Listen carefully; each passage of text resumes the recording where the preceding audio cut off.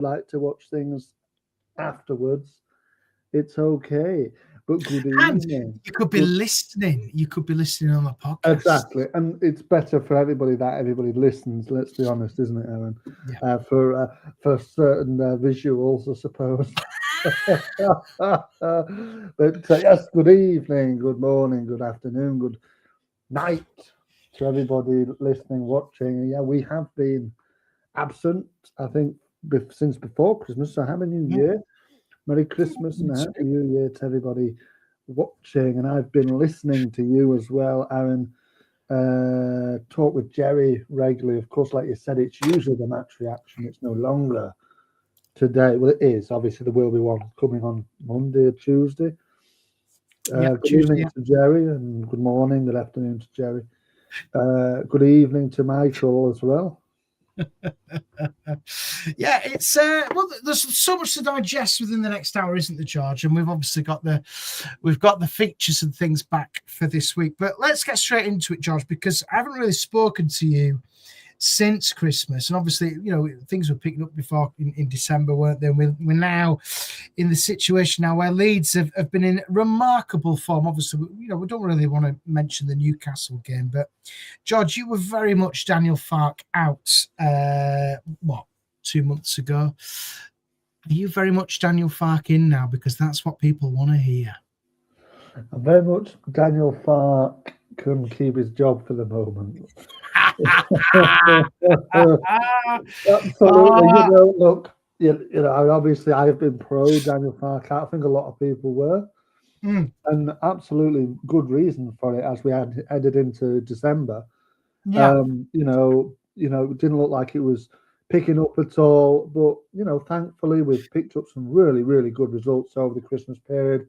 Yeah. Good form has continued into the new year, obviously, other than the Newcastle game, which was very disappointing. But ultimately, yeah, of course, Daniel Farke, credit where credit's due. I remember last time we were on, you were pushing me to give him credit, and I said, of course, of course it's due now. I think the change in system, which he stumbled across on at City, has done him really, really well. And look, you've got to get the best out of what you got, and we're doing that at the moment with a really, really effective way of playing. Yeah, I think you're right. We seem to have really turned it around, and if you look at the results, and one defeat in the since the City game, the back end of November, but I think Leeds are on the onward look, the onward path now, George. And obviously, we've got so much to digest.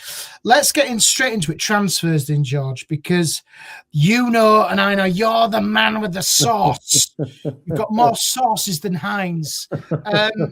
I think what we're on 21st of January. We're looking at this.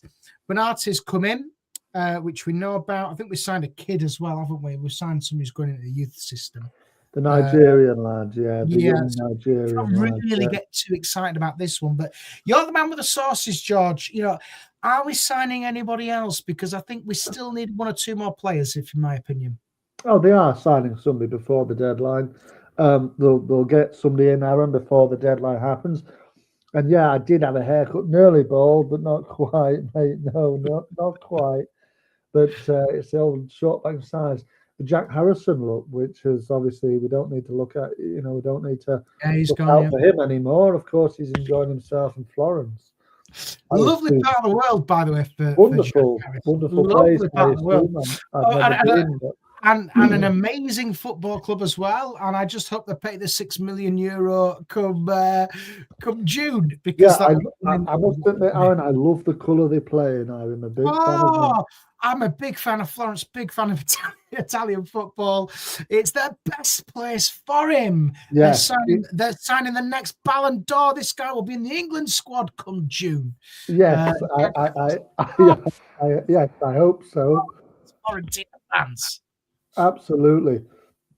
Yes, I have, Michael. I've had a slight beard trim last week as well. So, the look's pretty fresh at the moment. Richard, good evening to you.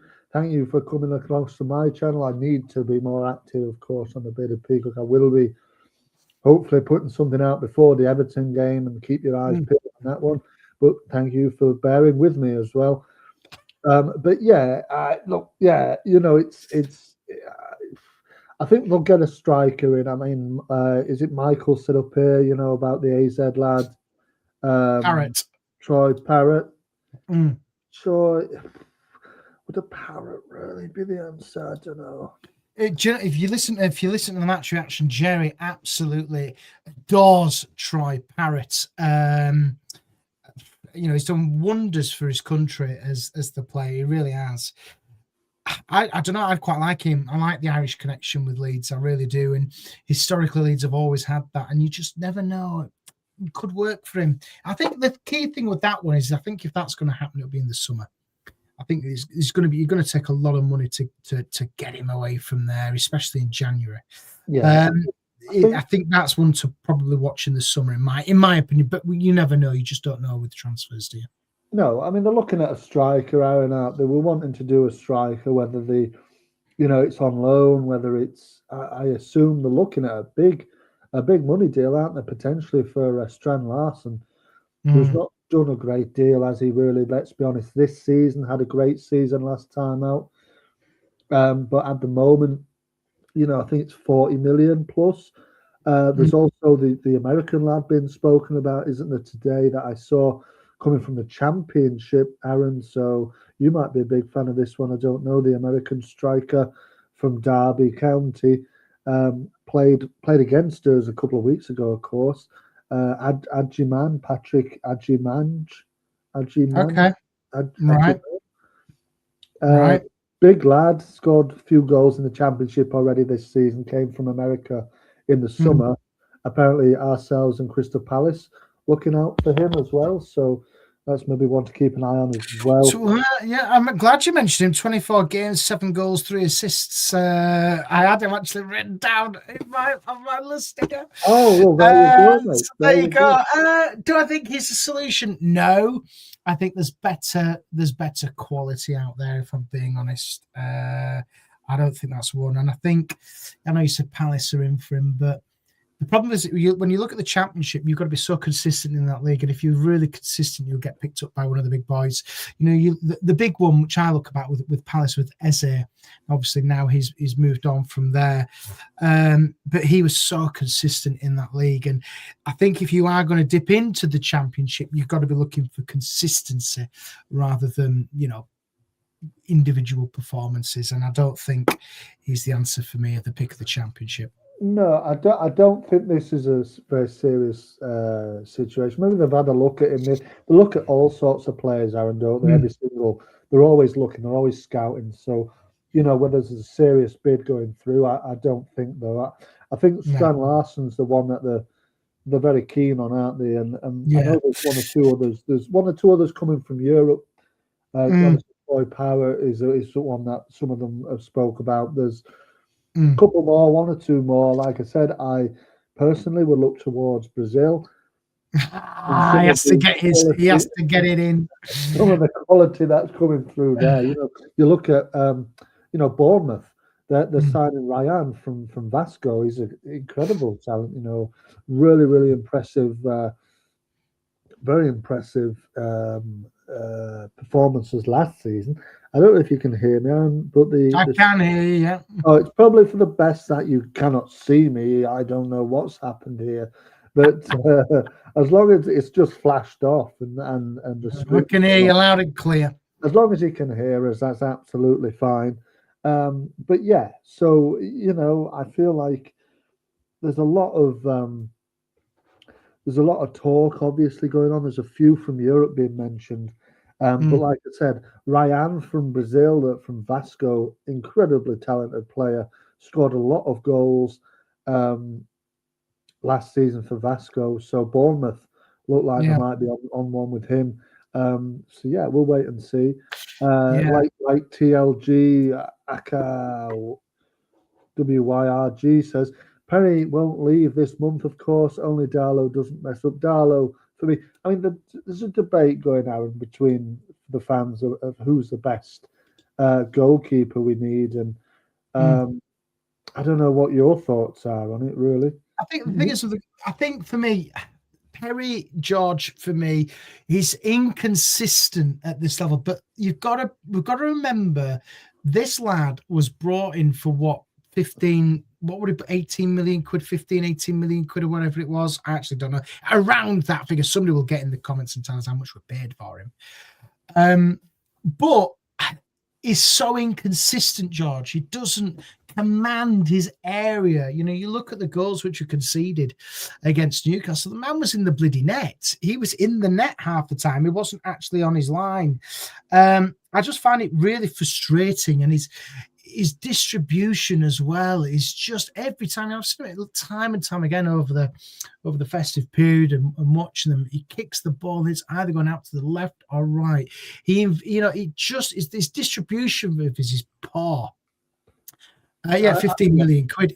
And when you're looking at the way we play now, with three at the back, and we try and play out from the back wherever we can as well. But when he hoofs the ball forward, it's gone out, just giving it away.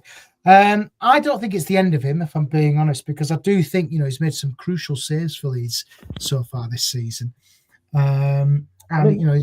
It's a shame that it's just inconsistent, and I don't think he's the solution. I think Darlow is just more solid. He's a good all-rounder. He's a good egg, is Darlow. You feel a bit more confident with him in the net, if I'm being honest. I feel confident with Darlow in the net. I don't know. Personally, I don't feel confident with any of the goalkeepers really we have on the books at this moment. But let's break this down. So if you look at Darlow in particular, he came in, what was it, this time last year? No, it was it back in the last season when he came in for Melia when he was dreadful. Yeah. He came in, stepped up and did a decent job, and he's doing exactly the same now. He's stepping up. Yeah, I know he's played one game in the Premier League and he played in the FA Cup, he played in the other cup games and whatnot, but it just seems a little bit different. You just feel a bit more solid, a bit more safe. And yeah, he's not the best goalkeeper in the world, but he's a Welsh international. And I don't know, I just think Perry, you just worry. You've always got that element of doubt of him trying to catch a ball or do anything with it. You just always think that he's gonna make a mistake. I think he started all right, didn't he? But he has got that mistake in him, like you said. But to be fair, so is Darlow as well. I don't think, but I do see what you're saying. Darlow is a bit more, maybe steady pair of hands, and obviously Jimbo says I like Darlow, always have liked Darlow, and I did, yeah, Jimbo, that's it, that old Wi-Fi post office, and so just, I don't know what's going on here, but never mind. Perry, he says Perry has arrived injured, and I think he has had a couple of injury problems, but that goal against Newcastle was unforgivable, really. The time it was, If you look at the, I just want to pull this comment up here. What Michael said, Fark said Perry shouldn't have come out off his line for the Manchester United equaliser and at fault for the goal. Yeah, I completely agree. He should have just held his line there. And I just think with him, it's just, Clive says Perry's third choice for Brazil. Well, listen, it's what is it, 15 million quid? He's never going to be playing for the Brazilian national team. But yeah, it's like what Richard says there. It's his distribution that lets him down more than anything else.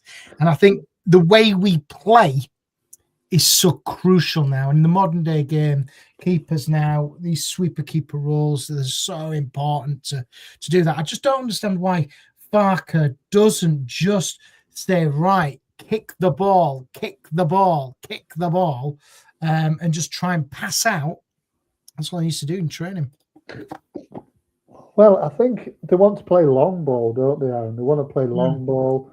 So, but they do mix it up. They mix it up, though, George. When you watch them, 9 times out of 10, when they've got a goal kick, it's either going out to Rodon, Ampadu in the midfield. With Ampadu sitting in, or it's got a Bogle or Goodmanson. You can see where he's trying to aim the ball. It's either out to the left or to the right. But it just doesn't work. It just doesn't work. It just doesn't work. No, I don't think it works.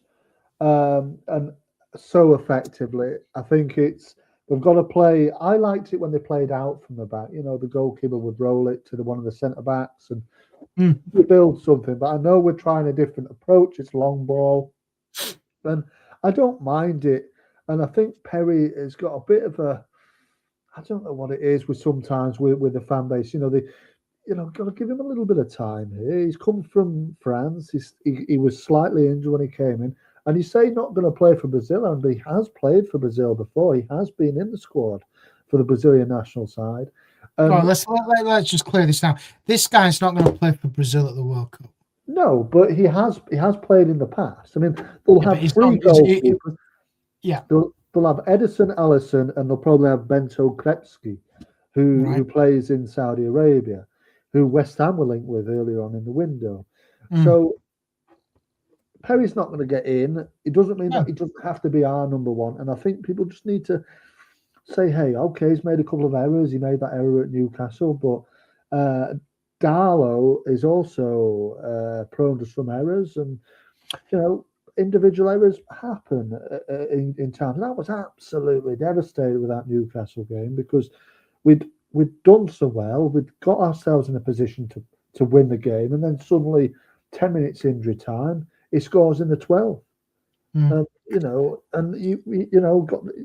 True enough, Richard. Have we got the time? Maybe we don't have the time to let them make the mistakes. And we don't, especially when, and I think given our league position, I think we have got this cushion now over West Ham United in 18th place, and ultimately we've got to be kicking on now. We've got to be looking up because the points which we've got on the board at the moment, they're so important to keep building that momentum. And I completely agree. He does not have time to get the ground running because he's got to be. When you come in, especially for a goalkeeper, you might give a striker, a midfielder, a defender, you might give them a little bit of time to gel and bed in. But for a goalkeeper, you're the only player on that pitch. You can't have two goalkeepers playing in the same set. You've got one chance. You're the only one between the sticks. It's the most lonely place on a football pitch as a goalkeeper, and you've got to get the ground running straight away. Yeah, well, I agree, Aaron. But look at Elan Melia. He made so many errors, and then that's it for him. So, but you look back on that now, and obviously, if we weren't promoted into the Premier League, then we could say, well, there's faults here, but we were. Fark got it right, which you still don't admit. But Melia, ultimately for him, we know he will never play for the club again. We know that. Yeah. He won't play for Leeds again. He's seeing out his contract now until the end of the season, and then he will move on to pastures new. It wouldn't surprise me if he signed a pre-deal to go in the summer. He could just sit back, and people say, get him out on loan, get rid of him. Ultimately, he doesn't need to, because why would you? If that was any other man or woman in this world, they'd do exactly the same. Yeah. Anybody would. Anybody would.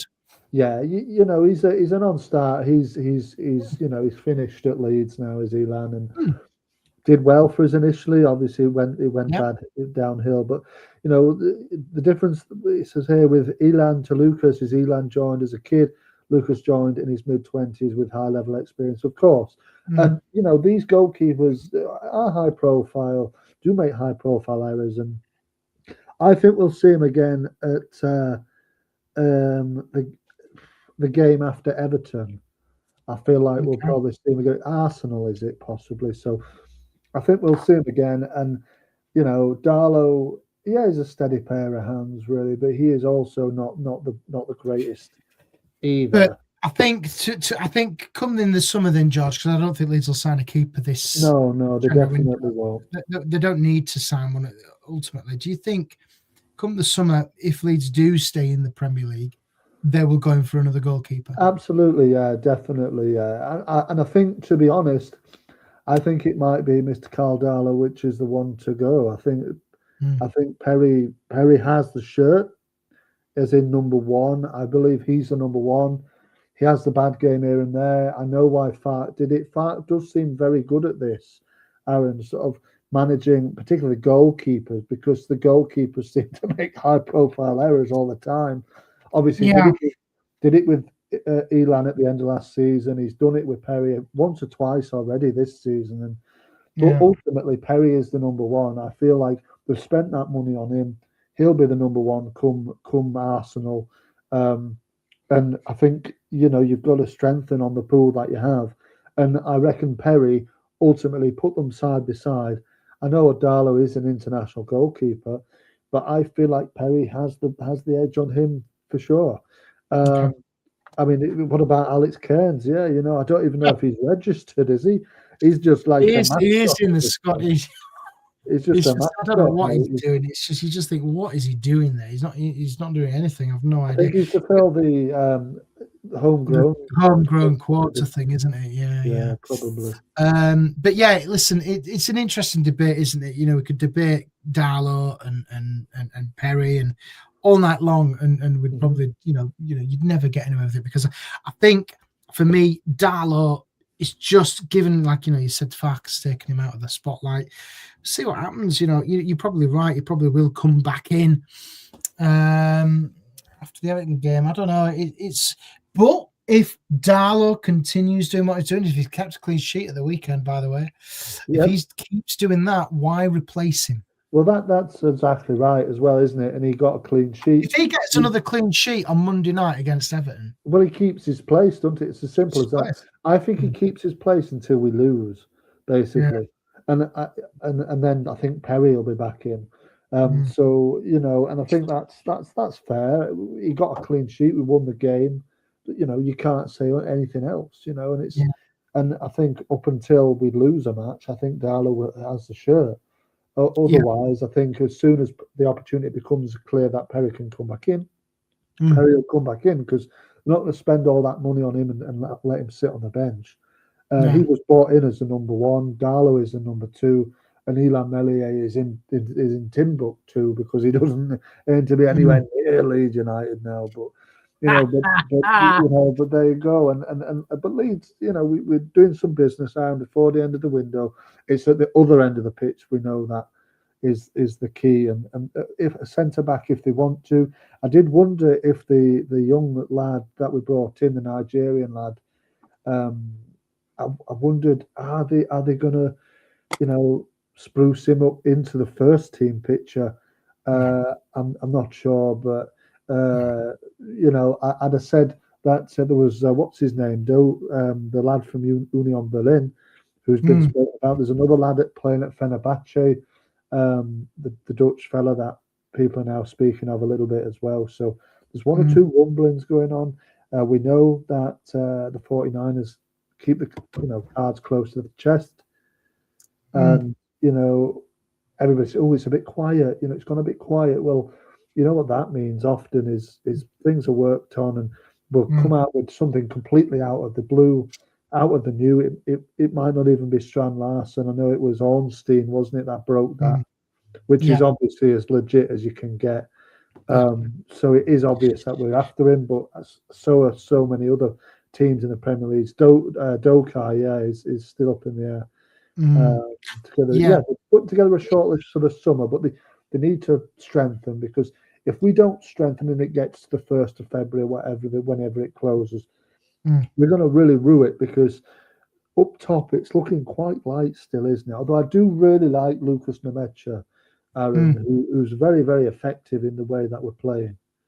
Yeah, I completely agree. I do think that you're right. I think Leeds need to have learned from lessons past. And when we do the quiz, I've got January transfers as our quiz title for you.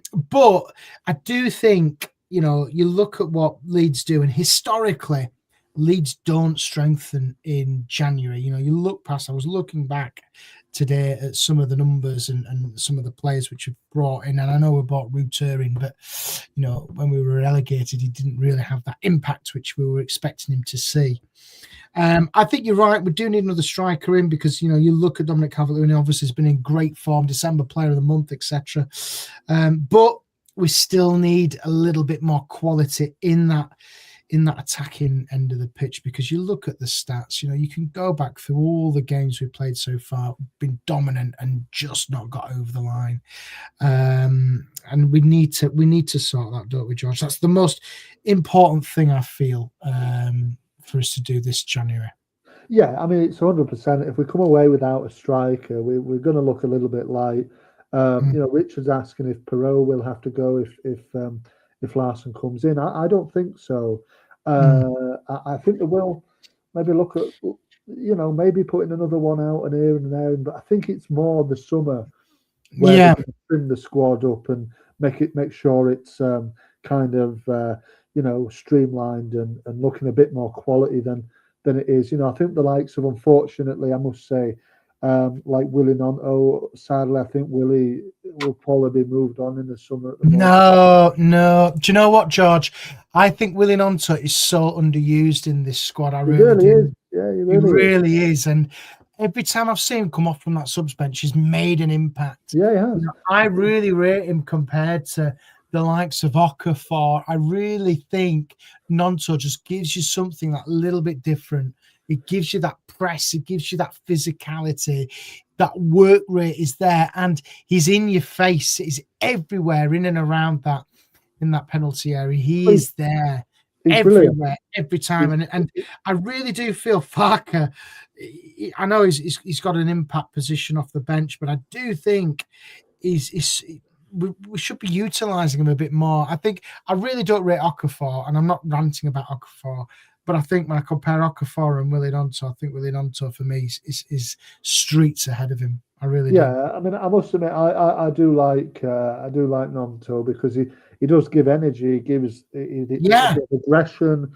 You yeah, know, he's good on the ball. He can yeah. make things happen. And but Lynn, like says here, you know, we don't play with wingers at the moment. You know, we play with the fullbacks. So Mm, until they do, I suppose he's bringing on like some Willie Nonto and others that can play in those positions as subs really, because you've got mm. Goodmanson and Jaden on the other side. I mean, I must admit, Aaron, I've been really impressed with Gigi Goodmanson, the Gabriel Goodmanson, absolutely Mm. fabulous, and Yeah. and JJ as well, Gigi and JJ. I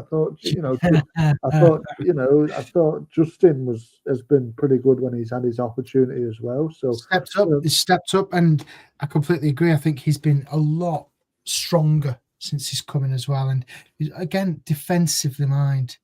That's so important for us. So I don't know. It's an interesting one, and I do think, interestingly, it will be interesting in the summer.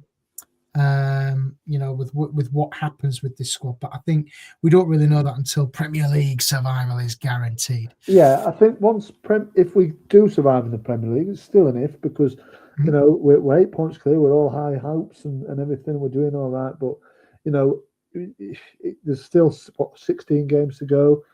We could have a bad spell. Other teams could have a good spell. So we've got to really keep pressing on. And the way I see it, Aaron, is any point at this stage now, obviously particularly three, but any point anywhere, you start to think, right, it's another point on the board and it's another game down, and that's all Mm, that kind of matters at the moment. And mm, we're doing okay, and the team look a lot more solid. And I think he mm. was about 11 million pounds, wasn't he? Goodmanson, So, yeah, it which was, for yeah. me, I mean, there was a moment in the Fulham match on Saturday where he goes down the line and he blasts it in the side net, and then you think, come on, you should have just passed it across. But Mm, he's done so well, and he, to me, out of the how many ever we signed, was it 10 or something mm. like that?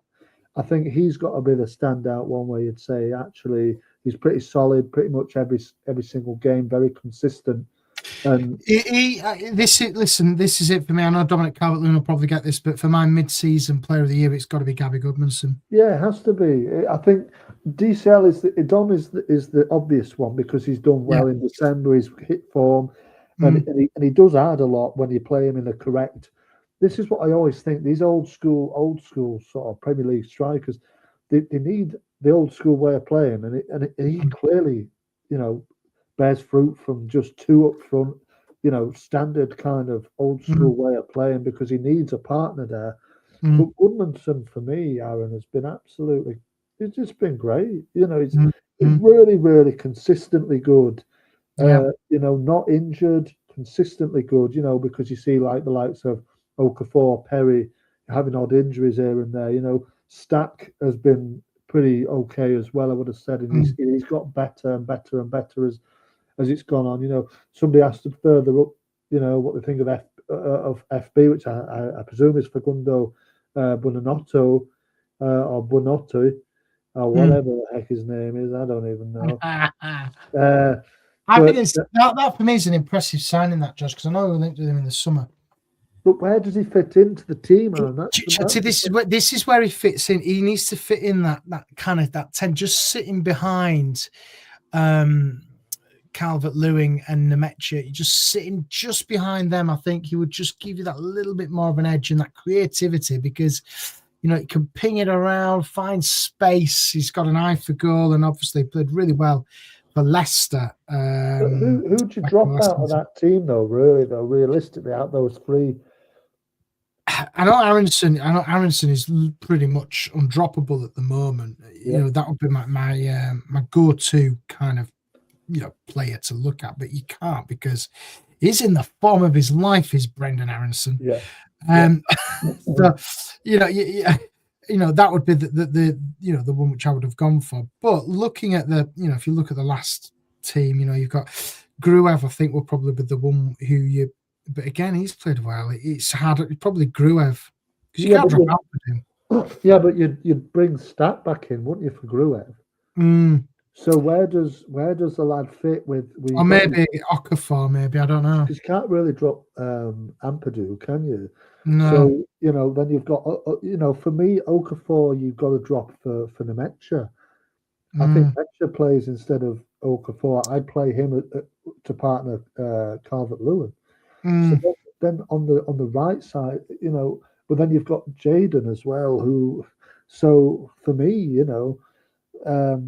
Okafor and obviously Facundo, they stay on the bench at this moment in time. You've also got to remember as well. You've got Longstaff as well to come back in. Who was quite decent for us earlier on in the season. But I think these are headaches which Falk needs. He needs to have these dilemmas. But I do think once Bonatti is up to scratch, and listen, we ain't going to see him play for the next couple of weeks. I know he's on the bench at the weekend, but I think if you can find a way and put him in between Calvert-Lewin or Aronson or Okafor or whoever's up front and in and around that area, it just gives you different options. And I think that's what I think that natural playmaker. We've said this, George, for years. We haven't replaced that since Pablo Hernandez left. Yeah. And I just think, and I'm not comparing him to Pablo Hernandez whatsoever, but he's got a similar style. And I think that is what we kind of need at this moment in time. Oh, absolutely. Absolutely. I agree. It just gives you more options. It just gives you more attacking firepower. It gives you change. It just changes, keeping your opposition on the toes all the time. It just helps develop and allow us to have different resources. When it will turn, this good run of form we will have another bad spell. There's no doubt about it. But you can change it up with quality. Well, I think that's all about it, isn't it? You can change the way of playing, and let's be honest, if the 3-5-2 eventually runs dry, you've got players there that we can switch it back to what we played last season for the majority. And, he would fit in perfectly as that 10 position, wouldn't he? If we're playing that, but you've got to, like you said, you've got to have options to mix it up and make sure that the formation doesn't run dry, because obviously the 4-3-3 just wasn't working. 3-5-2 works really effectively, and it's everybody knows it now. Everybody knows the jobs perfectly.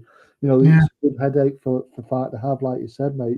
Longstaff, sitting on the bench, he's a good, he's a solid Premier League player. And the likes of obviously Stack is playing quite nicely.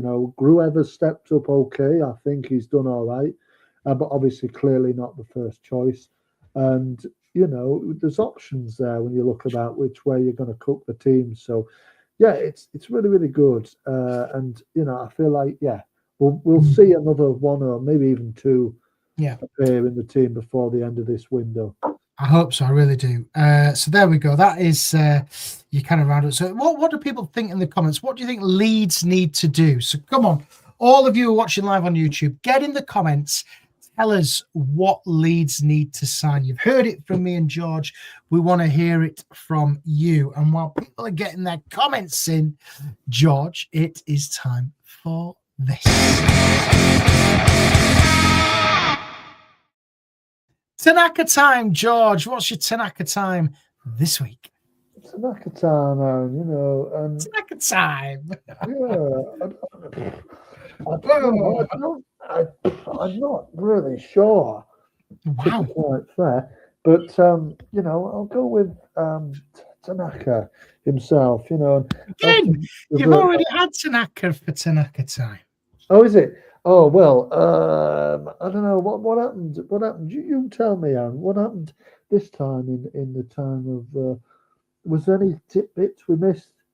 This time in the term of Leeds United. I mean, what do you think? It didn't make any sense there. I've no idea. I did not understand what a word you've just said then. I really didn't. What's caught your eye this week? I think what's caught my eye this week, Aaron, actually is outside of Leeds United, and I will bring it back to Brazilian football, is I didn't realise the Brazilian football starts next week. All right, okay. So I'm quite excited about that. So yeah, I think I'm just really really buzzing for the opportunity for it to come back. Like I've said, Brazilian football's back, and good afternoon to Kevin. Good afternoon. Where are you listening from, Kevin?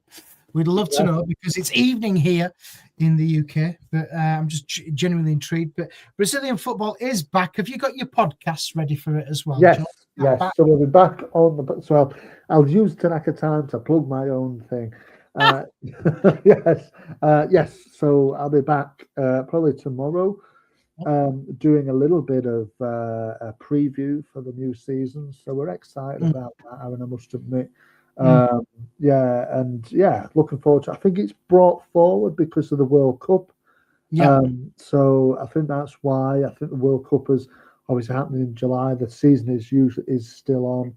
So I think they brought it forward because of this. So exciting time. New managers here, new managers there, We're looking forward to the World Cup as well when it happens. Obviously, England, we know who everybody has got. I don't know. Let's wait and see. Sao Paulo not won it for a long time, but I'd say obviously Flamengo are the favourites again. I think managed by Felipe Luis, former Chelsea manager. Former Chelsea centre back. Is now manager at Flamengo. Won it last season. I think Flamengo. Sao Paulo managed by Hernan Crespo. Oh, there we go. Jimbo's Tanaka time is Reeve. Don Reeve, I don't know if you've heard this, nearly signed for Everton. I don't know if you've seen this. Adam Pope done a bit of a thing on this for the BBC and found in a filing cabinet of contracts for Don Reeve to manage Everton. I don't know if you've heard that one. Yes. Adam Pope did a little section. Yes, it's an interesting one. My Tanaka time this week is probably meeting Mel Sterling in a lift. Yes, I heard about this, Aaron. Yes, so that was quite interesting, and that's about it, really. I haven't really that caught my eye on Saturday. Sorry, when I was on the road. So that's about it. How did it go, Aaron? Because obviously we know you were there, weren't you? And obviously Terry passed away. How did it go from your point of view? What? They had a tribute. Did it? Mel Sterling did a lift. Oh, they had a tribute, didn't they, for him and also. Oh yes, yeah. It was lovely. Yeah, it's really nice, really nice. Really, it's very moving. When you're hearing a crowd kind of applauding, like that, and people chanting his name and things. It's just, it really does. It does move you. And obviously, we've seen it on TV a lot. It's been everywhere. It's quite moving. Some lovely messages and comments from people as well. It's nice to hear, and that's what I think. That's how I describe it. It's very moving. Good. So, but yeah. I heard perhaps you were on the dry January. Is that giving up now? Is it? Oh yes. Oh yeah. The dry. Yes. So yes, I had to break the dry January because I was with family at Ellen Road on Saturday up in a box with the Yoriths, and I had to break the dry January, George. So yeah, I had to do that. Well, never mind. Never mind. So I it's dry enjoyed myself. I'm not touching another drink though now for this. I've had a bit of a day off. But yes, I was with them all, and we have nice. It's just nice hearing stories. I like listening to stories. Yeah, of course. And what people say. People always say, these nice things, and it's lovely. It's just nice. It's nice to hear them. Yeah, of course. Nice to hear people with stories about him. And yeah, it was really weird. I'll be honest with you, George, kind of having to kind of break this on here because it's like saying condolences to my own family. That was really weird for me to say. Yeah. So, but other than that, it's it's really, difficult. And it's just, I don't know what to say really. No, well, you don't have to say anything. Yeah. Don't know what to say really, because it's really, it's just, it's just obviously, you look out for your family and that, don't you? And it's all about that and looking out for each other. And I think everybody, and I know that, Gabby and all of them have, valued all the comments and things. So, and, had a bit of a chat with her about it on Saturday, and that was nice. It's nice. It's just nice. Yeah, it's lovely. It was really good. Nice tribute to him. And it was good to see her back yesterday. It was good to see her back doing what she does best on Amazon Prime yesterday to Gabby. So good on her. She was at the Champions League. Yeah, she was in Milan. Getting back to it. Right. Yes. So it was all good fun. There you go. Well, there we go. Thanks, Clive. I will pass that on for you. Right, let's move on from that. Right, this is what people think. What Leeds need in the January transfer window: striker and left back. Says Richard, a striker and a centre back, maybe, but less so as a priority as well. So it's that's what we need. Right, George, are you ready for a bit of a quiz? Yeah, absolutely. Yes.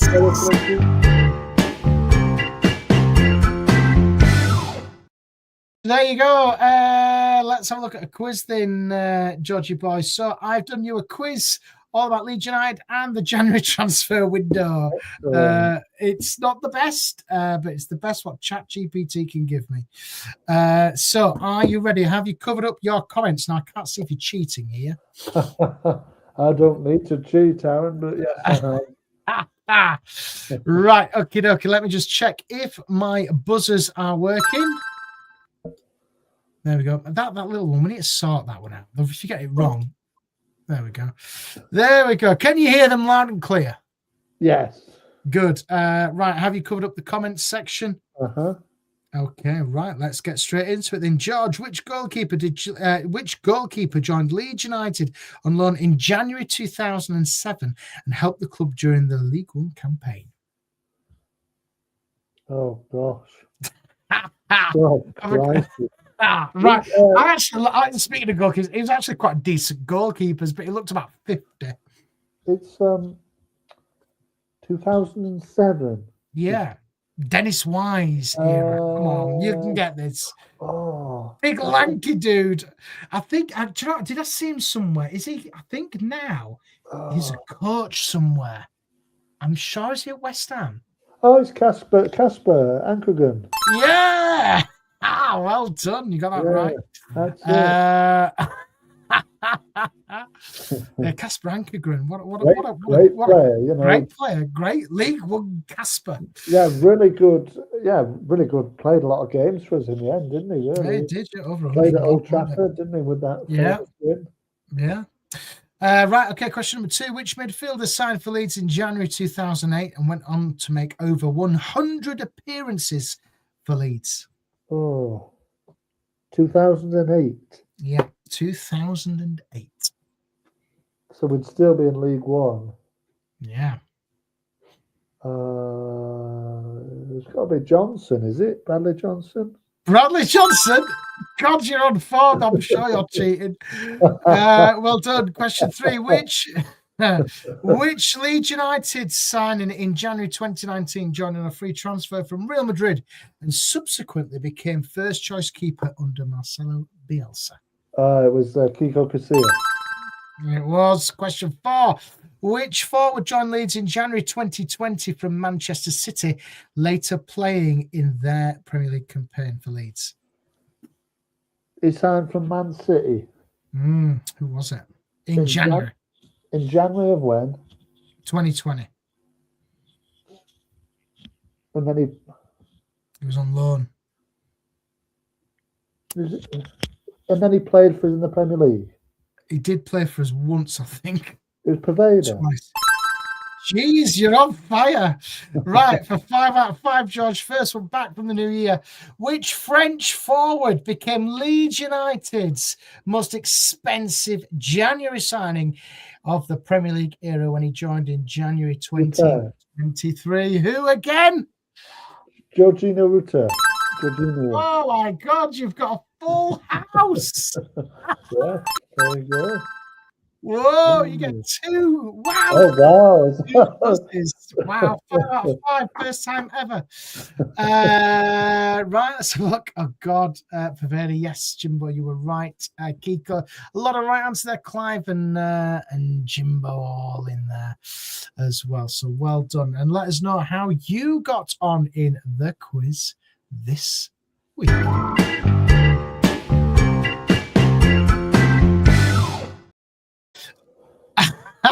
Right, George, we've got a game to look forward to. Leeds play Everton on Monday. A massive game for Leeds. Everton away at the Hill Dickinson Stadium in the Premier League on Monday night. Boo to Sky.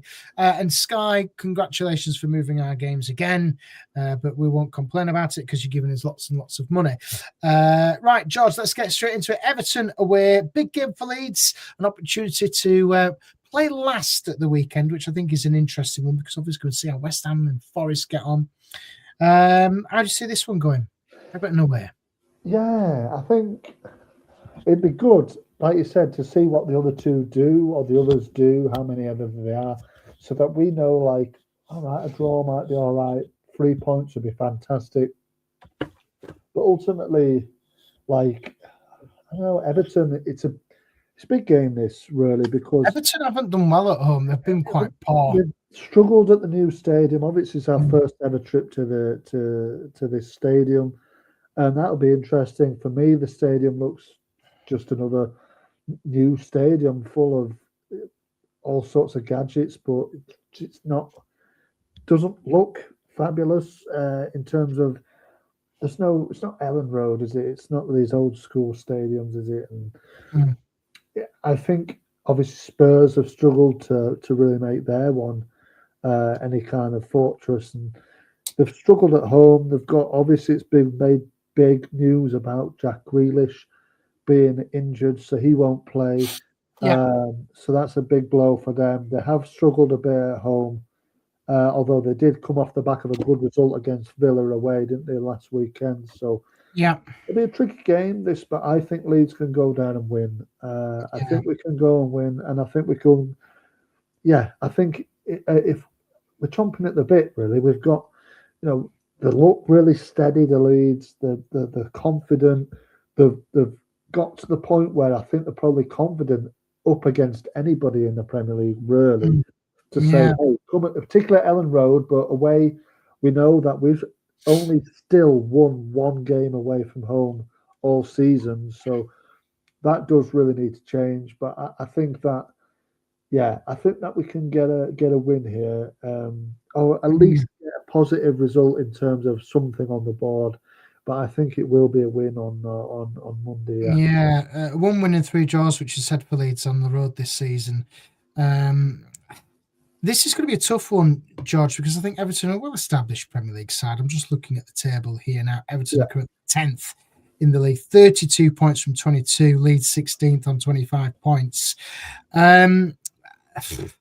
Everton's home form, where do they sit in the home form? Like they sit 14th in there, 15 points out of a possible 33. So they're there for the taking, Everton. Obviously, Angus Kinnear is back there. It's reunited with him.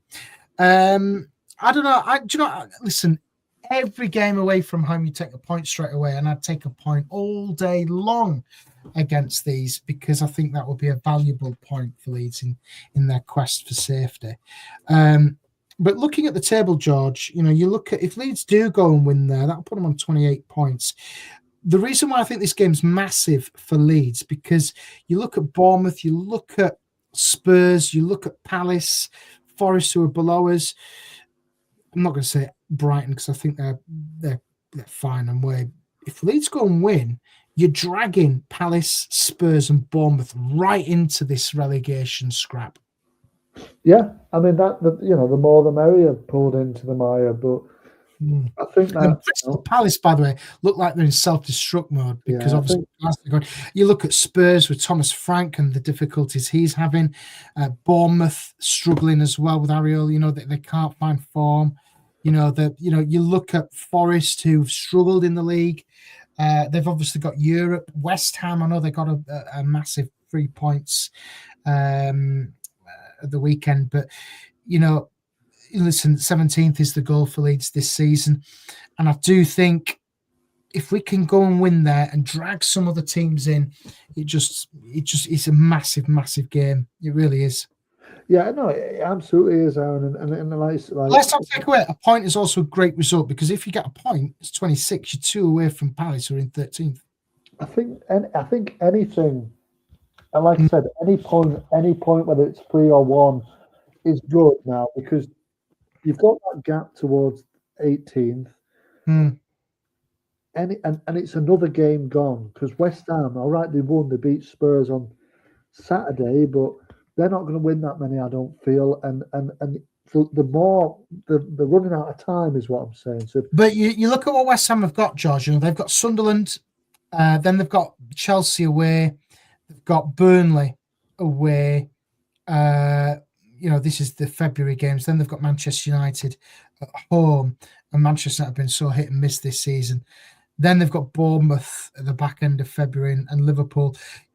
2 wins for those out of any of those fixtures, and that pulls them right back into and really onto our toes. And Leeds have got some tough fixtures now, George. After the Everton game, they've got Arsenal to come. Forest at home's a massive game. Chelsea away. And then there's obviously the Cup. Then they play Villa and City. Villa in tremendous form. City, I know we lost 3-2 to them, but they'll be chomping at the bits to try and kick on. I know they've been poor recently, but that could be bad for Leeds because they can turn it around quite easily, can City? Oh yeah, City can. But I mean, look at the bottom teams, Aaron, and I feel like you said if we win on Monday, obviously we'll already know what these other teams have done. Yeah. So we have that benefit of saying, all right, okay, maybe we win, Spurs lose, Palace might lose. I mean, is it Clive here? Yeah. All right. I wasn't sure. I hear Clive. Obviously, you changed your name there, but he says Glasner is very outspoken, and he is. But he's gone obviously at the end of the season. Yeah. Guhi's gone, hasn't he? Gahai has gone now to City. They're not on good form. They might lose Mateta, in the next few days. They're really struggling now. Spurs, I don't think Frank will be there much longer. I know they had a good result in, like you said, at in Champions League last night, but I don't think he'll be there past the end of February, really. So they're generally probably going to up a little bit once he leaves.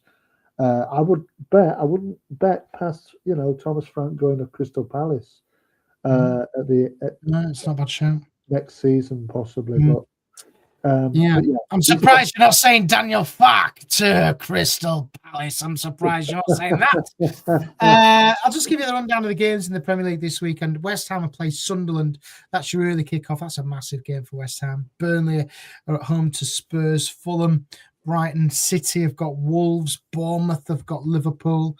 Again, you'd think, Liverpool, you'd expect them to go and get a result there. Brentford, Forest, that's a massive game for Forest. Palace, Chelsea, Newcastle, Villa, Arsenal, Manchester United, and then obviously for Leeds, Everton take on Leeds. So, there's some massive, massive, massive games this weekend, and you just think if Leeds can get 3 points this weekend, and Sunderland, we would hope, could try and get something at West Ham, and Forest drop points against Brentford.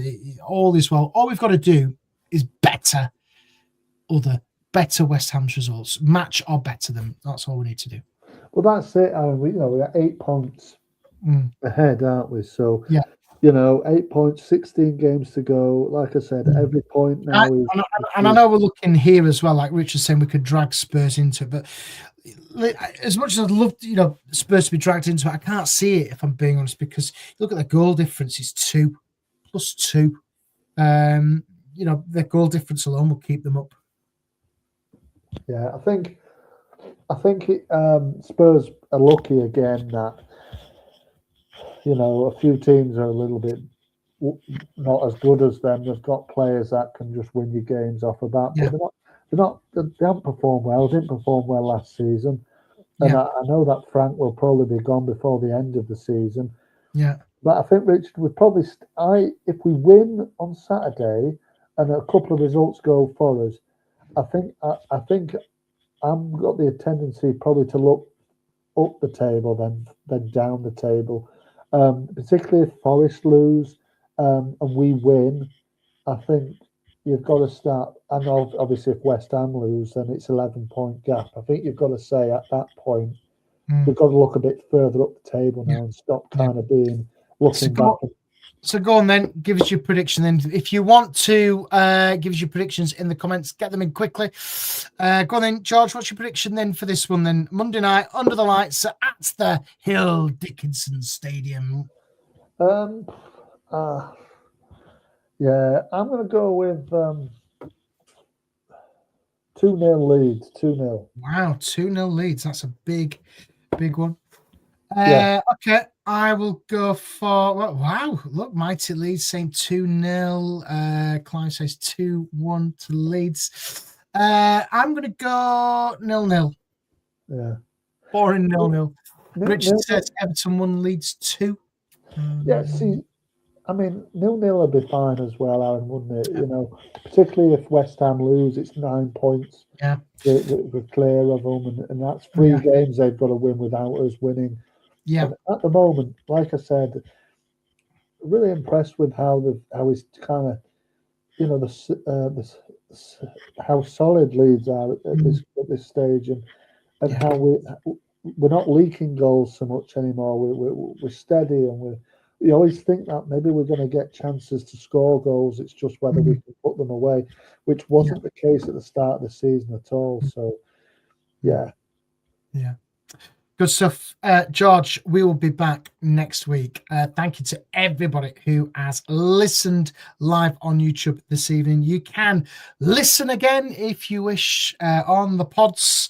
It will be straight out this evening, so it'll be in your pods tomorrow. George has got his Brazil ball back. His bearded peacock stuff's all there as well. You know where that is.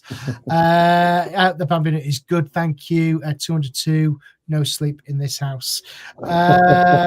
Yes, so I will be back on Tuesday with Jerry for a match reaction, hopefully reflecting on Leeds winning against Everton, and myself and Mr. Brook. Hopefully, he will be back on camera next Wednesday. I hope so. So yes, good luck. Good luck. Why am I saying good luck?